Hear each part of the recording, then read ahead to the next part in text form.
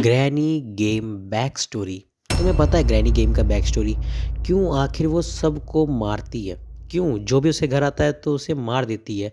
वो तो अपने बेटे तक को मार चुकी है। आखिर क्यों? मैं बताता हूँ। ग्रैनी और उसकी पोती एक नॉर्मल लाइफ जी रहे होते हैं और ग्रैनी अपनी पोती से बहुत ज़्यादा प्यार करती है। लेकिन एक दिन उसका बेटा जब काम से बाहर जाता है कुछ दिनों के लिए, तभी एक घटना होती है। ग्रैनी की जो बहू रहती है, वो कोई रिचुअल कर रही होती है, कोई ब्लैक मैजिक, जिसमें उसे एक बलि चढ़ाना होता है।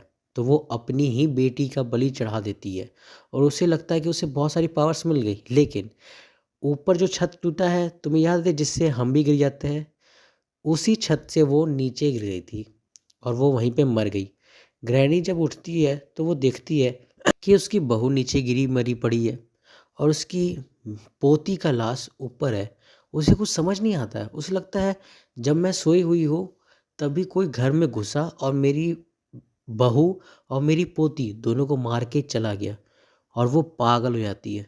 तभी से उसे घर कोई भी आता है तो उसे मार देती है। उसका बेटा भी एक बार आया तो उसे ध्यान में नहीं कुछ, उसे पता ही नहीं, वो पागल हो चुकी है पूरी।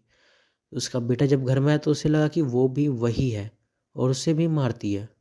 और ऐसी ही स्टोरी चलती रहती है। हम लोग वो जो टेडी लेके भागते हैं ना, जो दिल धक धक करने लगता है ग्रैनी का, वो उसकी पोती का ही है। और उसे अभी भी लगता है कि वो टेडी उसकी पोती है और उस टेडी को अगर हम कहीं ले जाए तो हम उसे मार देंगे, इसलिए ग्रैनी हमें मारने आती है।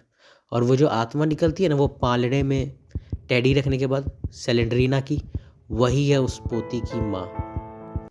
भाइयों, बैक स्टोरी बहुत ज़्यादा डरावनी है। और लेकिन मुझे पता नहीं ये मकड़ा कहाँ से आया?